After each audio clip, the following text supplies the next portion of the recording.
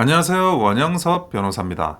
오늘은 서울의 모아타운 모아주택 사업, 그러니까 저층 노후 주거지를 정비해서 새 아파트를 공급하겠다는 그 사업이 지금 이주 단계에서 대거 막혀 있다는 현실을 알려드리도록 하겠습니다.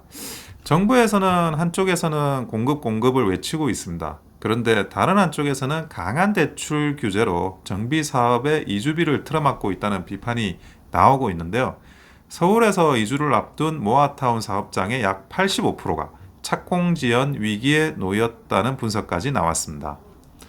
모아타운은 그 서울에 있는 조금 좁은 적은 면적의 그런 노후지를 개발하는 사업이고, 저는 이것이 서울에 그 구도심이 많은 서울에서는 굉장히 꼭 필요한 사업이라고 항상 생각을 하고 여러분들께도 항상 방송을 했는데요.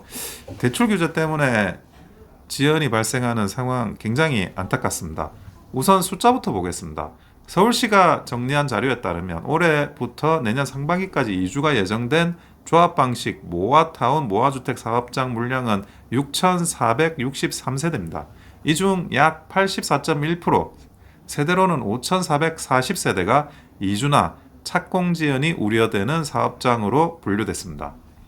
사실상 지금 이주를 준비하는 모아타운 사업지 대부분이 이주비 대출 규제를 넘지 못해 멈출 위험에 있다는 사실입니다. 대표적인 사례가 중랑구 중화동 모아타운입니다. 조합원만 1,004명, 면적은 7만 8천 제곱미터가 넘는 큰 사업장입니다. 올해 6월 관리 처분인가 내년 9월 이주를 목표로 하고 있었는데 지금은 그 이주 시기를 장담하기가 힘든 상황입니다. 바로 옆에 있는 면목동의 모아타운도 조합원 811명 규모인데 대출 규제 발목이 잡혀 있습니다. 이 밖에도 금천구 시흥아파트 일대, 강북구 본동 2-1구역, 시흥 5동, 곳곳이 지연 우려 사업장으로 분류되고 있습니다. 문제의 출발점은 11호 부동산 수요 억제 대책입니다. 이 대책으로 서울 전역이 규제지역으로 묶였고 정비 사업이 어느 정도 진행되어 사업 시행 인가를 받은 구역이라도 1주택자의 LTV, 담보 인정 비율은 40%, 다주택자는 이주비 대출 자체가 사실상 원천 차단되다시피 했습니다. 이주를 해야 철거를 하고 철거를 해야 착공 분양으로 넘어갈 수 있는데 이주비 대출이 막혀버리니 정비 사업이 마지막 관문에서 서 있는 꼴이 된 겁니다. 더 큰 문제는 부족한 이주비를 시공사가 연대보증으로도 채울 수가 없다는 것입니다. 금융규제가 워낙 강해서 시중은행들은 추가 대출을 실행하기가 거의 불가능한 구조가 되어 있습니다. 주택도시보증공사 허그라고 하죠. 허그의 직접 융자도 기대하기가 어려운 상황입니다. 올해 가로주택 정비사업 집행기금이 4,374억 수준에 불과해서 이미 여력이 한계에 달했다는 지적이 나온다. 실제로 중화동 모아타운에서는 조합원의 약 65%가 다주택자이거나 1+1 분양 신청자라서 기본 이주비조차 마련하지 못해 전세보증금 반환 등이 비상에 걸렸다는 이야기도 나옵니다.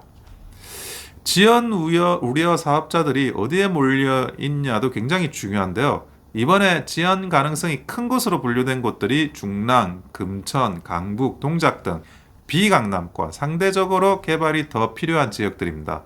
사실 이 모아타운이 이런 그 상대적으로 낙후된 지역들을 더 구도심을 더 개발하려고 하는 그런 취지였기 때문에 모아타운 사업장이 그런 상대적으로 개발이 더 필요한 지역들, 비강남권 지역들에 많이 몰려 있습니다.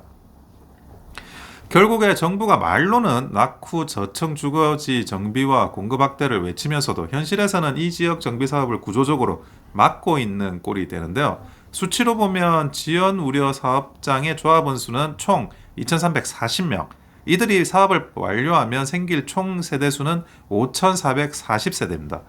조합원 몫을 빼더라도 새로 공급될 물량을 감안하면 정부가 한 3,000세대 안팎의 추가 공급 물량을 사실상 막고 있는 셈이라는 거죠. 한 세대 4인 가족을 만약에 기준으로 한다 그러면 12,000명의 그런 추가 공급의 물량을 막고 있는 겁니다. 주택업계 관계자들은 이주비 대출 규제로 이미 힘든 정비사업장들이 더 고통을 받고 있다고 하고, 정부는 공급 대책이라고 발표만 하고 정작 현장에서는 땅만 바로 받는다는 날선 그런 비판까지 지금 제기하고 있습니다. 오세훈 서울시장은 최근 신림 7구역 현장을 찾아서 LTV 제한 같은 장애 요소를 빨리 풀어달라고 여러 차례 건의했지만 정부는 요지부동이다고 강하게 비판을 했습니다.